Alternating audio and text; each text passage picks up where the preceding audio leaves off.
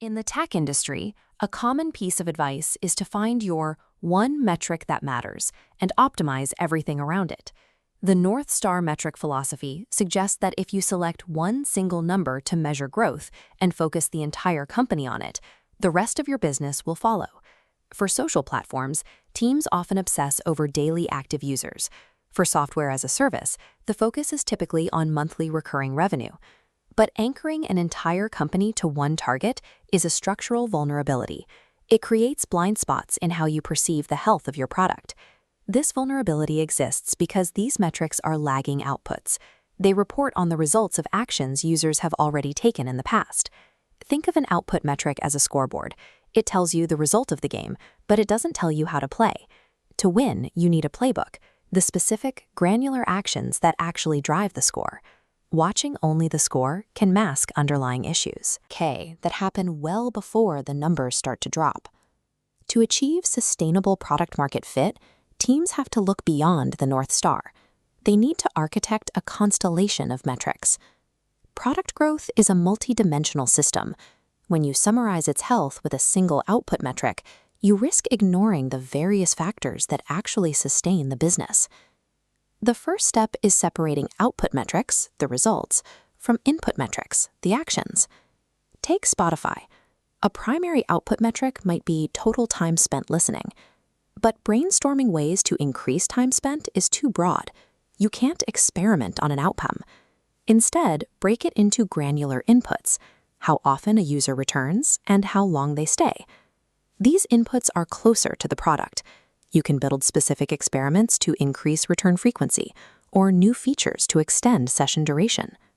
In this model, outputs are lagging indicators of the past, while inputs are leading indicators of the future.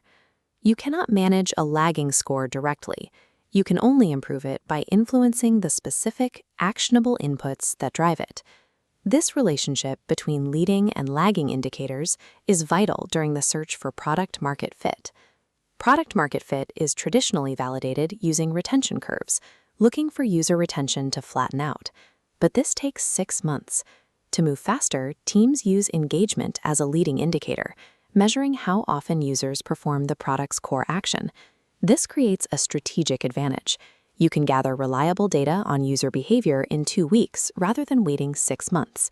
Because engagement correlates with retention, it provides a complete sample of data showing if users find value immediately. Waiting for lagging retention data in the early stages can be fatal. Many products run out of capital before they even know if their core premise works. Engagement provides early signals for product-market fit, allowing teams to predict long-term survival while they still have resources to iterate. When you ignore these leading inputs, products can fail while their North Star metrics still look healthy. Think of a product as an ecosystem, like predators and prey. Monthly recurring revenue is the predator. Active usage is the prey.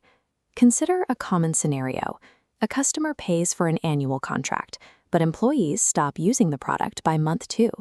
Watching only the revenue North Star gives a false sense of security while the usage ecosystem collapses.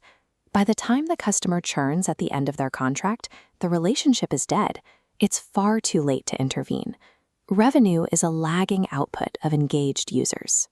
Tracking only the money ensures you will miss the problems killing the product until it's time for the autopsy. There is one final danger to the North Star model. It ignores the reality of trade-offs. Take the LinkedIn newsfeed as a hypothetical case. Imagine a team optimizing for a single monetization metric.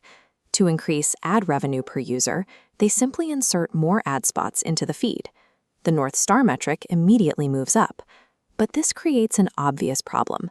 A higher ad density typically degrades the user experience.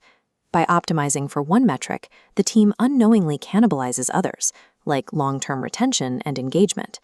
This highlights a core principle of growth. No metric exists in isolation. Pushing a metric in one direction will almost always create a counter-reaction in another part of the product. Unchecked optimization against a single target doesn't just skew your data. It can actively destroy the balance of your product's ecosystem. The solution is to abandon the single North Star in favor of a constellation of metrics. To measure a healthy ecosystem, you need to track at least 3 dimensions: breadth of retention, depth of engagement, and monetization. First, you select key output metrics for each dimension. This creates a more balanced scoreboard for the business.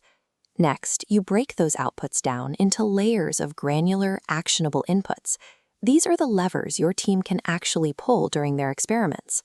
Finally, you map the relationships between these metrics. This allows you to monitor how an improvement in one area might negatively impact another. The Constellation framework provides a more complete view of product health. It ensures growth in one area isn't causing a hidden collapse somewhere else.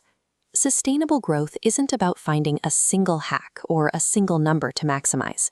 Looking for a silver bullet metric is an oversimplification that leads to poor product decisions. Product leaders should act more like ecosystem managers and less like scorekeepers. For daily work and short-term sprints, teams should focus on moving granular, leading inputs. But they must also regularly zoom out to see the full constellation, ensuring the overall system remains healthy across all dimensions. To build growth that lasts, you have to optimize the inputs, balance the trade-offs, and let the outputs follow.